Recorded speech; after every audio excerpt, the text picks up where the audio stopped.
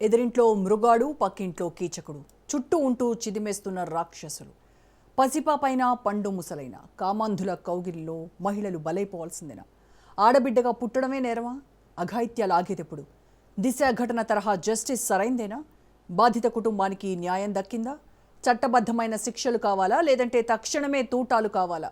ఇలాగైతే ఇంకో ప్రాణం కాపాడగలమా? ఆగడాలు ఆగాలంటే ఏం చేయాలి? పాలకులు, అధికారులు, ప్రజల్లో ఎలాంటి మార్పు రావాలి? క్విక్ అండ్ క్వాలిటీ జస్టిస్ పై ఇవాల్టి స్పెషల్ డిబేట్.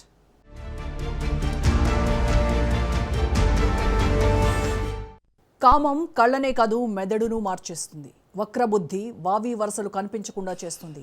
మదం మనిషినే కాదు మానవత్వాన్ని చంపేస్తుంది. చిన్న పెద్ద తేడా లేదు, నిర్దాక్షిణ్యంగా గౌరవాలను తుంచేస్తుంది. దుర్మార్గపు ఆలోచన మనిషిని మృగాడిగా మార్చేస్తుంది. ఆడది కనిపిస్తే చాలు పసిపిల్లలు ముసలోళ్లనే సోయి లేకుండా చేస్తోంది. ఆంధ్రప్రదేశ్లో గంజాయి మత్తు పెను విషాదాన్ని మిగిల్చింది. అన్నమయ్య జిల్లా మదనపల్లిలో ఘోరం జరిగింది. మద్యం, గంజాయి అభం శుభం తెలియని చిన్నారిపై అత్యాచారానికి పురిగొల్పి చంపేశాయి. 7 ఏళ్ల బాలికపై రేప్ చేసి చంపేసి డ్రమ్ములో పెట్టాడు ఓ దుర్మార్గుడు. నిందితుడిని ప్రజా కోర్టులో ఉరితీయాలని, లేదంటే తమకు అప్పగించాలనే డిమాండ్ పెద్ద ఎత్తున వినిపించింది. దీంతో తాను దొరికితే వదిలిపెట్టరన్న ఉద్దేశంతో చెరువులో దూకి ఆత్మహత్య చేసుకున్నాడు నిందితుడు కులవర్ధన్. కనసానివారిపల్లె చెరువులో మృతదేహం లభ్యమైనట్టు ఎస్పీ ధీరజ్ తెలిపారు. నిత్యం ఏదో ఒక చోట ఆడబిడ్డలపై అఘాయిత్యాలు పెరిగిపోతూనే ఉన్నాయి. దొరికితే చంపేద్దామన్న కసితో జనం రగిలిపోతున్నారు. వెంటనే మగ మృగాళ్ల పాపం పండుతోంది. 2025లో తునిలో 8వ తరగతి బాలికపై ఓ వృద్ధుడు దురాగతానికి పాల్పడ్డాడు. కోర్టుకు తీసుకువెళ్తున్న సమయంలో చెరువులో దూకి ఆ నిందితుడు ఆత్మహత్య చేసుకున్నాడు.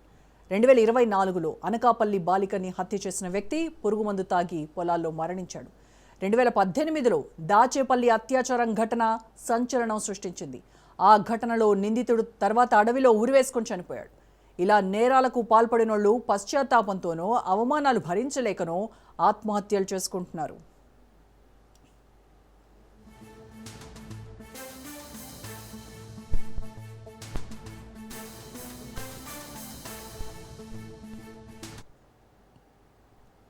ఆడబిడ్డల జోలికొస్తే అదే చివరి రోజు అవుతుందని ఏపీ సీఎం చంద్రబాబు చాలాసార్లు బహిరంగ వేదికలపై హెచ్చరికలు జారీ చేశారు.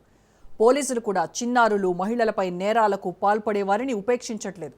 అయినా కొంతమంది కీచకులు మాత్రం తగ్గట్లేదు. సమాజంలో చీడ పురుగుల్లా వీరెప్పుడూ బయట తిరుగుతూనే ఉన్నారు.